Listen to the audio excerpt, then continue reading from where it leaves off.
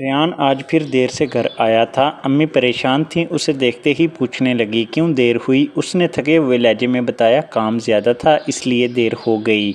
अम्मी मुतमिन होकर सो गईं जबकि इसकी बीवी खाना गर्म करने लगी। बच्चे सो चुके थे। सुबह अम्मी ने नमाज कुरान पाक पढ़ने के बाद बच्चों की तैयारी और नाश्ते में बहू की मदद की और रेहान का पूछने लगी जो अभी तक सोया हुआ था। बहू ने बताया तबीयत ख़राब है, रात दवा लेकर सोया है इसलिए देर से उठेगा।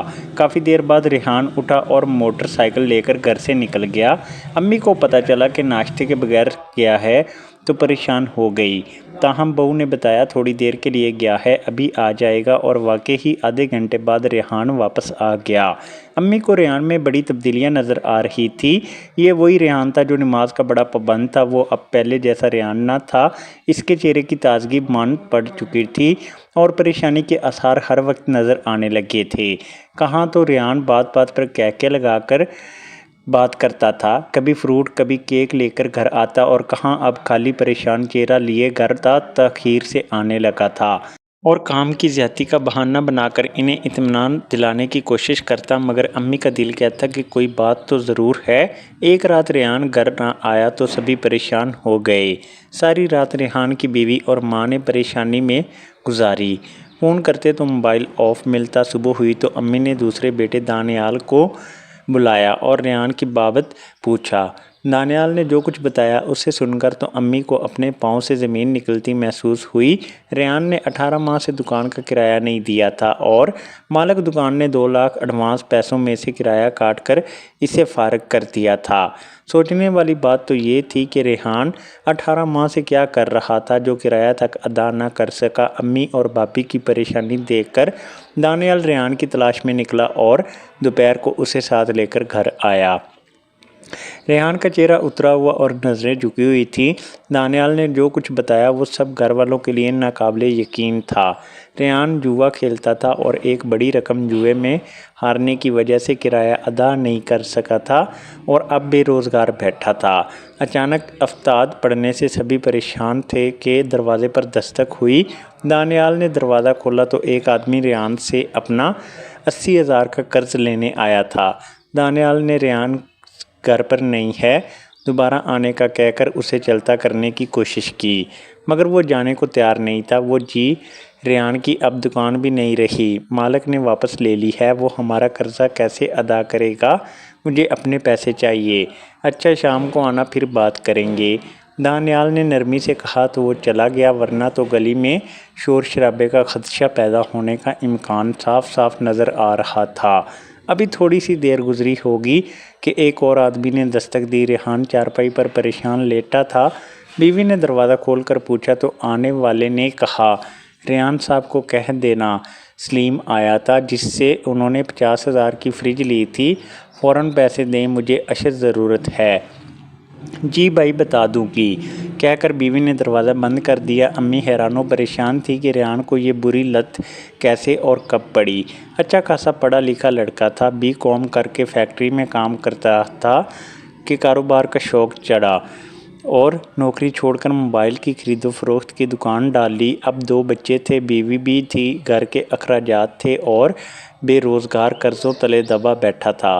दानियाल ने बताया कई माह से ये सिलसिला जारी था, मैचों पर शर्तें लगाता था। एक दफ़ा रात के वक्त मुझे पता चला जब शर्त हारने पर इसे 1 लाख के इवज़ लोग मरने मराने तक उतर आए थे, तो मैंने बदनामी के डर से किसी से उधार लेकर इसे बचाया था और समझाया था कि ये काम ना करे, मगर लगता है इसने ये काम नहीं छोड़ा।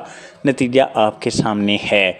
ये कोई छोटा बच्चा तो नहीं कि इसे समझाया जाए, ये आकल बालग है, मुझसे ज़्यादा पढ़ा लिखा है। बेटा 1 के 100 बनाने के चक्करों में इसका ये हाल हुआ है। अब फाके करेगा तो अकल ठिकाने आ जाएगी, अम्मी ने आप भरते हुए कहा। इतने में रेहान के बच्चे स्कूल से आ गए। आज अब्बू घर पर हैं, नन्ही नीलम पुकारी, ताया अब्बू भी आए हैं, नन्ना सुलेमान चहका। बच्चे खुश खुश घर में आए थे मगर सब कोई परेशान चेहरे देखकर परेशान होकर बोले क्या हुआ अम्मी, क्या हुआ दादो, कुछ भी तो नहीं, अम्मी ने आंसू पोंछते हुए कहा। अम्मी के 2 बेटे और 1 बेटी थी। सब अपने अपने घर बार वाले थे। मियाँ का चंद साल पहले इंतकाल हुआ था। अम्मी कभी रेहान के पास और कभी दानियाल के पास रहती थीं। दोनों के घर एक ही महल्ले में थे। दोनों के बच्चे अपनी दादी से बहुत प्यार करते थे और उन्होंने कभी इन्हें परेशान और उदास नहीं देखा था। उन्हें रोते देखकर वो बहुत परेशान हो गए। अम्मी रेहान वाली दुकान इसके दोस्त आफ्ताब ने ले ली है। दानियाल ने दूसरे दिन आकर अम्मी को बताया तो परेशानी में मज़ीद इजाफा हुआ। रेहान की दुकान का रनर पर ऐसी जगह वाक़या थी जहां आमदोरफ्त ज़्यादा होने की वजह से रश काफ़ी रहता था। इस तरह इसकी दुकान खूब चली हुई थी, जो इसकी बेवकूफ़ी की वजह से हाथ से जाती रही थी। रेहान ने अम्मी को बताया कि सबसे पहले आफ्ताब ने ही इसे माइल किया था कि मैचों पर शर्त लगाते हैं, जितने की सूरत में लाखों कमाएंगे, और लाखों कमाए भी, मगर हवस इतनी बड़ी कि हर कीमत इसी के बारे में सोचता रहता। यहाँ तक कि कर्ज लेकर जो अकेला खेला, मगर जुआ किसी का ना हुआ। इस मशगले ने इसकी खूब बदनामी कराई और पैसे पैसे का मोहताज कर दिया। आज जुआ खेलने की तरगीब देने वाला इसकी दुकान पर बुर्जुमान था और वो एक बेरोज़गार इंसान जिसकी समझ में कुछ नहीं आता क्या करे।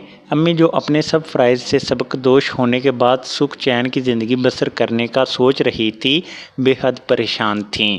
उनकी रातों की नींद उड़ गई थी। छोटे छोटे बच्चे कैसे खाएं पिएंगे, कैसे पढ़ेंगे। काश बुरे काम करने से पहले इंसान उसके बुरे नताइज पर भी गौर किया करे, मगर आंखों पर जब हवस और हिरस की चर्बी चढ़ जाती है तो कोई रिश्ता दिखाई नहीं देता। बेचारी अम्मी रेहान के गम में गुली जा रही थी। रेहान ने सब्ज़ी की रेहड़ी लगा ली है। दानियाल ने अम्मी को बताया तो उन्हें बेहद दुख हुआ, मगर सुकून का सांस भी आया। इसमें हक हलाल की रोज़ी बच्चों को खिलाने का जज्बा तो पैदा हुआ। अभी बच्चे छोटे थे, उन्हें मालूम नहीं था कि उनके बाप ने क्या किया है, वरना तो रेहान की बड़ी बड़ी गेमों की धूम पूरी मार्केट में थी, जो इसके भाई बहन और अम्मी के लिए बाइस शर्म थी। इनको इस मुआशरे का सामना करना था जो ये कहता था कि उनका बेटा जवारी है, उनका भाई जवारी है, मगर मुआशरा ये नहीं बताता कि इसको इस हाल में किसने और कैसे पहुंचाया।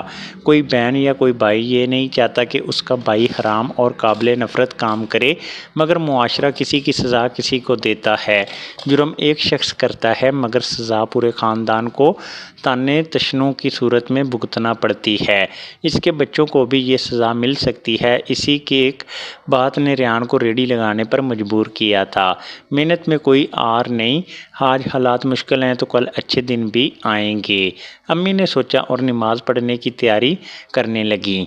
आज उन्होंने अपने रब का शुक्र अदा करना था जिसने इनके बेटे को जुए की दलदल से निकाल कर बाहर किया था और हदायत का रास्ता दिखाया।